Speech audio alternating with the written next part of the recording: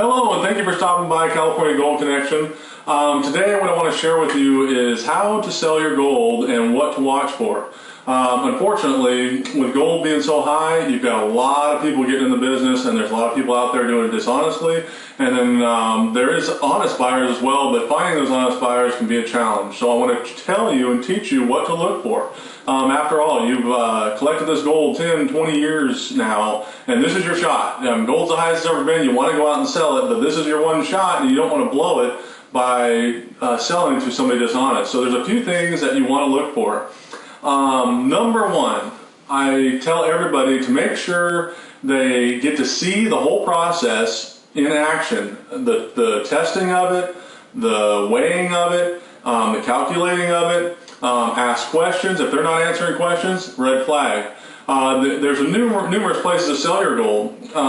There's the mail-in places. A lot of the big mail-in locations are paying very little to nothing for your gold. So I caution against doing that. I also caution in mailing in your gold in general, unless you really know who you're mailing it to or have a good referral that you're confident that they're treating you fairly.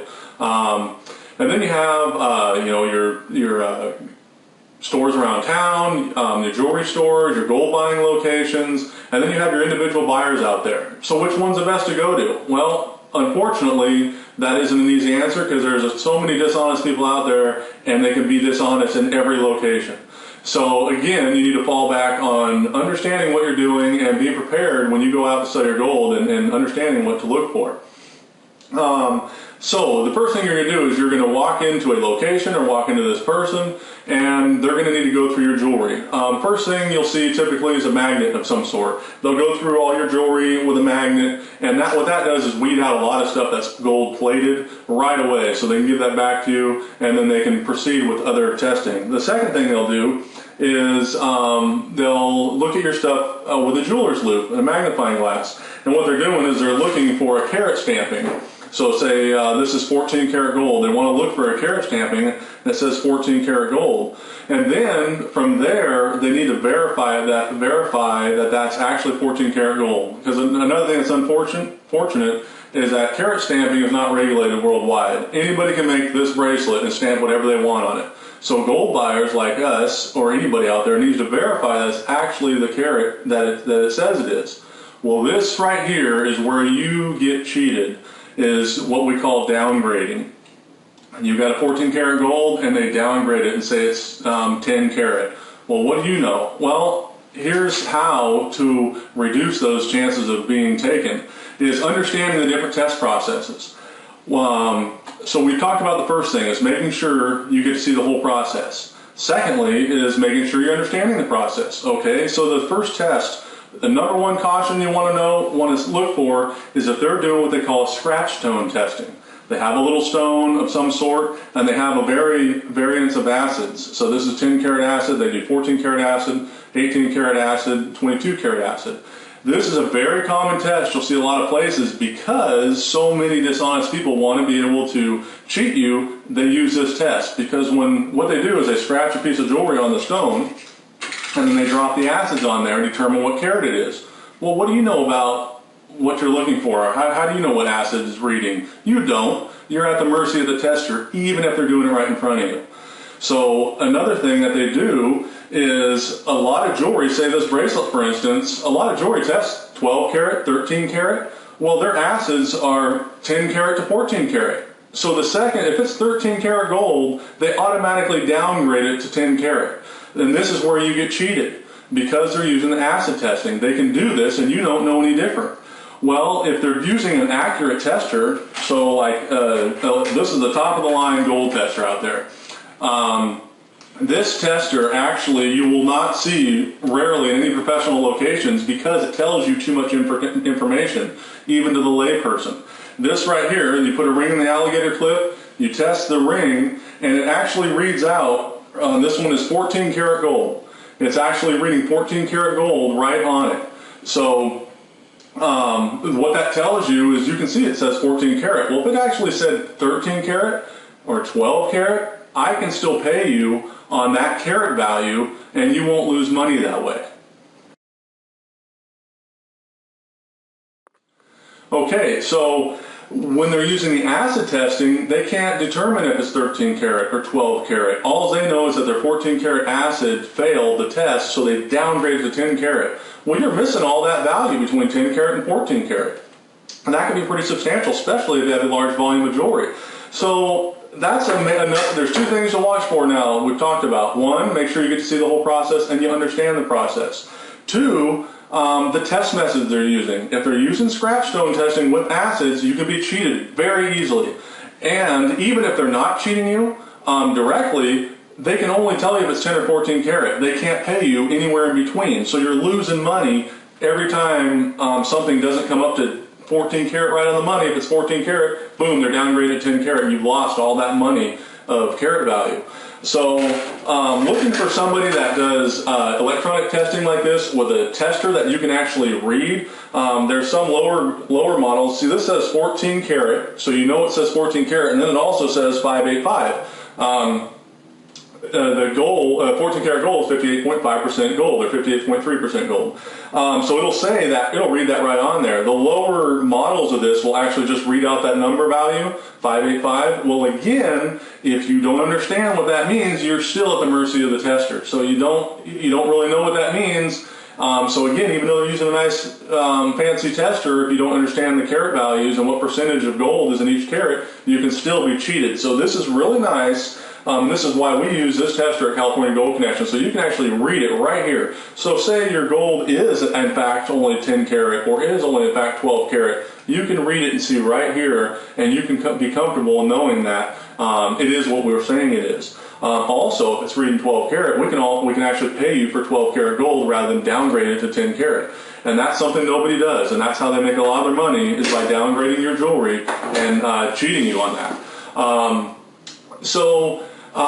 When you're calling around and getting prices, it's very important to understand how they're pricing it. Typically in the industry, you should be getting quoted prices in grams, and there's 31.1 grams per troy ounce. All gold, all bullion of any sort is bought in troy ounces, and there's 31.1 ounces grams per ounce in a troy ounce. So that's the number you're looking for. So when you call around, what you got to be careful of is some people quote you and call what they call penny weight or DeWitt. And that's just another form of measurement of weighing gold. But they use that because they can cheat you very easily and deceive you. A lot of the malls, if you go into the malls, a lot of them are buying in penny weight, and a lot of them will display their prices because it looks good.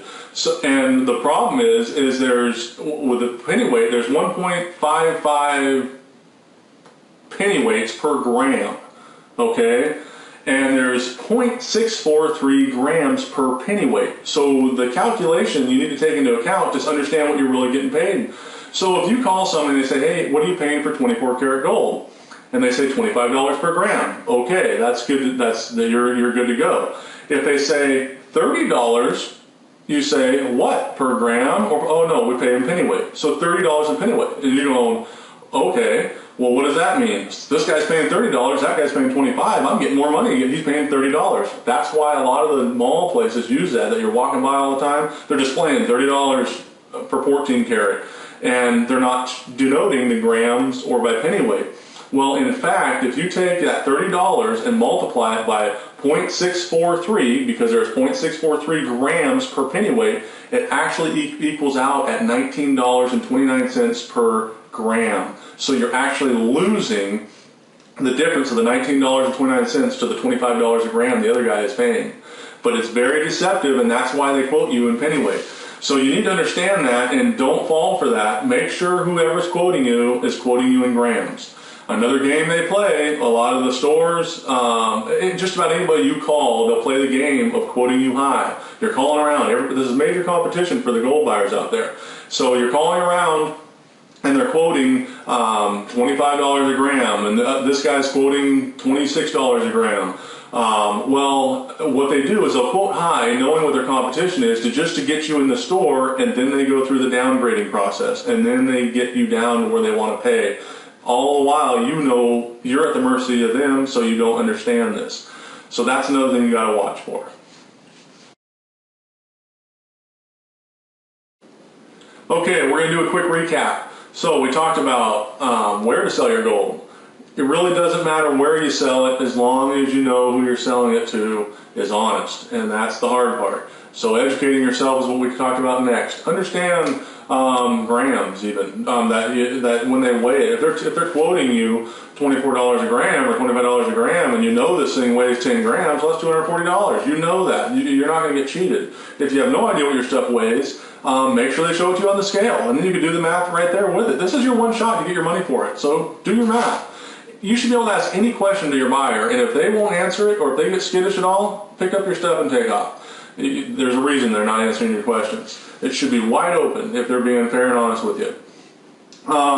So the test method. If they're using scratch stone testing, you already know you're automatically going to get cheated. If they're not cheating you intentionally, they're going to cheat you. You're going to get cheated in the fact that if your jewelry is 13 karat gold, it's going to fail the 14 karat gold test, and they're automatically going to downgrade it to 10 karat. So you're missing out on 3 carats worth of money there.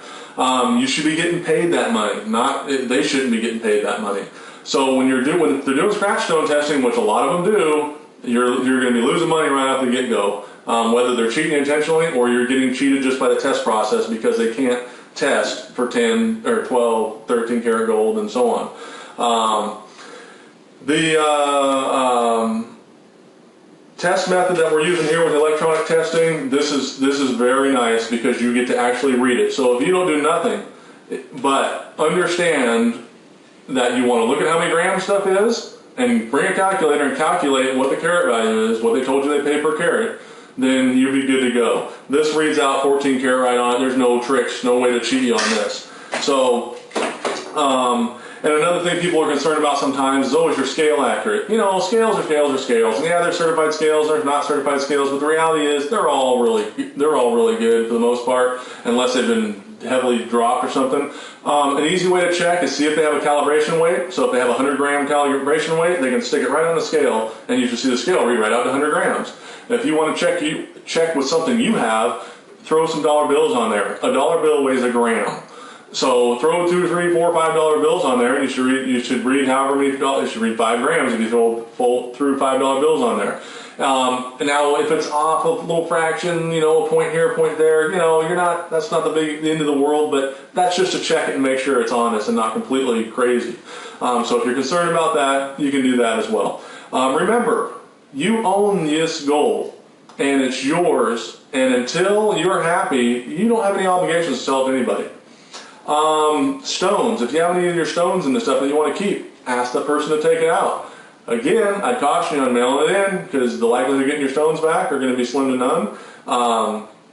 If you go to a buyer that takes it in, like in a business, that takes it into a back room to weigh it or test it or both, they can swap your stones out in seconds and you won't even know it. And those are your stones. So if you want them, ask them to take them out in front of you before they do anything, or take them out yourself at home. A little trick is fingernail clippers. Work great for bending the tongs over. I don't have anything with prime, but just take fingernail clippers and bend the tongs over. You can pull the stones right out. Real easy. So do that at home if you want to save yourself that concern. So anyway, in a nutshell, understand what you're doing before you go out. Look for a reputable buyer and look for those aspects when you're getting your pricing, and make sure you're getting quoted in grams. And make sure they answer all your questions for you. I hope this helped you. Our goal is to be 100% fair and help you get the most money for your gold. Again, we talked about this. You accumulated this for 10, 20 years. This is your shot. Gold's the highest it's ever been. You need money. Most people out there aren't selling their gold because they want to. They're selling it because they need to and they need money. So make sure you get the most you can for it. Thank you for visiting California Gold Connection. I hope this video helped you. If you would like us to help you with your gold buying, please contact us. It doesn't matter where you are in the nation. We'll help you out and quote you properly. Have a great day, and we wish you well. Bye-bye.